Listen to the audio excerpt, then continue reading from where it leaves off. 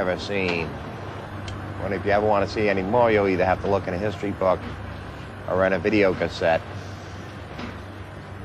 because it'll be all over. When I was young, I didn't know what to do.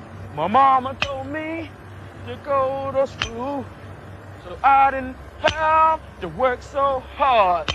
But now I did, and I had to depart. Ladies and gentlemen, Harry Carter Bazaar is down to present under the pink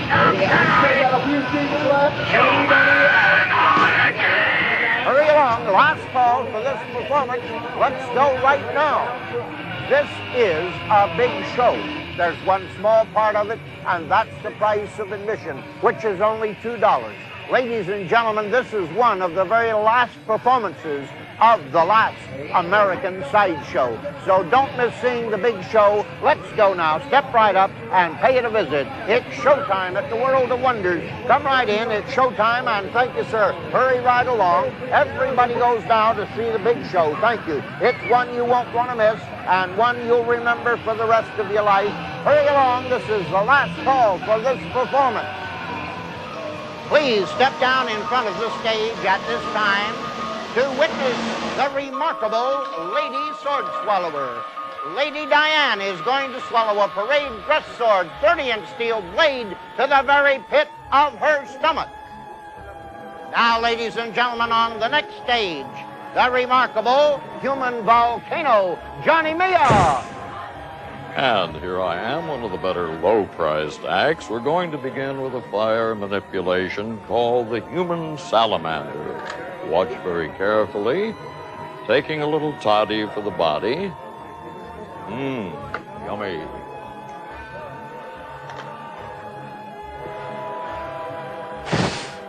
Turn around and meet the midget and the monster, Little Pete, with his giant boa constrictor.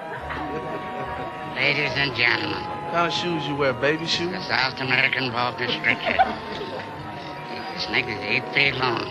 We feed the baby rabbits. It will have to be a leprechaun. 42 years. Over here, will please gather around, if you will, and meet the most remarkable little lady in the entire world. The world's smallest woman, less than 20 inches tall. Hello, everyone. My name is Judy Jensen, and I'm known as the world's smallest mother. Oh, wow, she looks more like Rosemary's Baby. I was born and raised in Denver, Colorado, where we still currently live. I have one son. Do any of you have any questions? What is it like to be a freak? I think that's terrible. What is it like to be handicapped? How come you don't have false legs? Occasionally, I would come across some teenagers or members of our younger society who had very bad attitudes. That was always troublesome to me. You know, they would make sexual connotations. You serve the people blowjobs?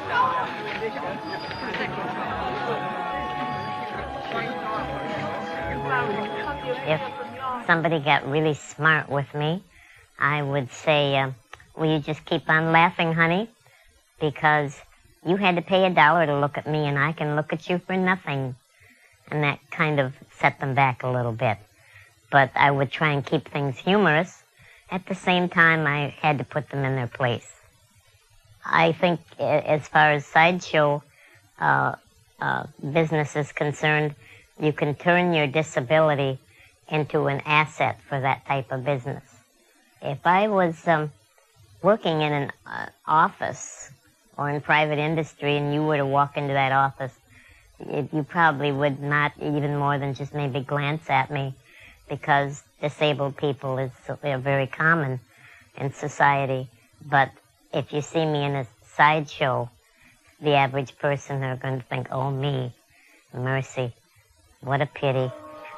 Over here, ladies and gentlemen, the remarkable bearded lady. Not only is she a bearded lady, but a juggler as well. Hello, ladies and gentlemen. My name is Zenobia, and I am a woman with a beard. Well, this is disgusting what we're looking at. Could that possibly be true? The bearded lady? Of course not. The world is full of women who have beards, or at least they have the potential. If only they would reach out and fulfill their potential.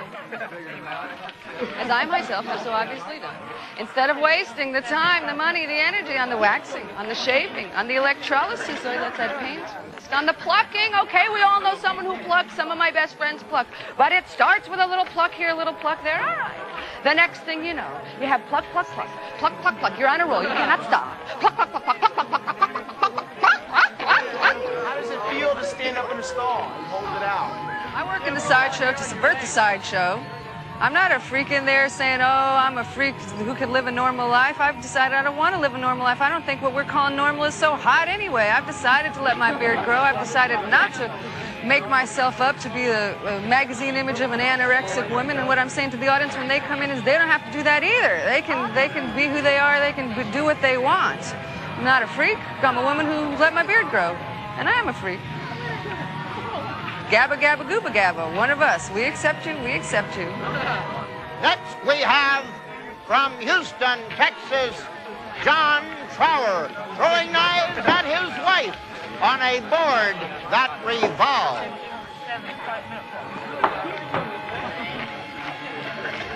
Ladies and gentlemen, follow me right over here, please, to meet one of the most unusual people in all of the world, Dickie Brisbane, the Penguin Boy. So called because he has no arms, no hands, just fins or flippers like a penguin. Ladies and gentlemen, my name is Dick Brisbane. I come from Jamestown, North Dakota, 57 years old. I've been in show business for 25 years. I am known as the Penguin Boy, and now I will light myself a cigarette. We are not freak, we are odd and unusual people, just because we don't look like a normal person. We get along and we do just as a normal person, only it takes some of us a little bit longer than normal people to do things, but we get it done. There's no difference between a movie star and a singer. Why shouldn't I go out and try to better myself and make money at the same time? What builds me as the Penguin Boy, because I walk and I waddle like a penguin when I walk. Do you like that? No, I don't necessarily like the word Penguin Boy, but that is the way it has to be, because he has to build up a tip on the belly in front of the show so he can sell tickets. Step to the front of the stage and view Lorette, the tattooed lady with 287 pictures tattooed on her body. Ladies and gentlemen, I am Lorette, the tattooed lady. Upon my arms, I have 106 roses. On my chest, the American eagle. On my stomach, a three-masted schooner. And on my legs, I have snakes of various sizes and shapes. On the left knee, I have the face of Genghis Khan, and on the right knee, a Chinese pirate girl. Below her, the peacock, and below him from India, the hooded cobra. No matter how drunk I get, I never miss out on my last drink. When the bartender comes by and says, "What'll you have?" I flip him my lip, and he brings me a shot of 4 roses. When I first went to the show, I worked in the girls' show, the Hoochie Coochies. And when I got so old, I started getting tattoos here and there. It didn't matter to me.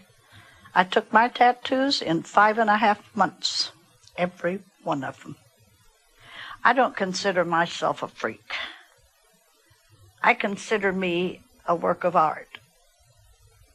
Now, the freaks I would call are people like Dickie, and people like Barbara, and like Louise Capp, the armless girl. She has no arms whatsoever. They are what I would call freaks, or like Grady Stiles with the flippers. But me, I'm a man-made freak. I knew what I was doing when I did it. They didn't have no choice of what they were to be. I had a choice. I made my own choice, and I'm not sorry. I don't think there's any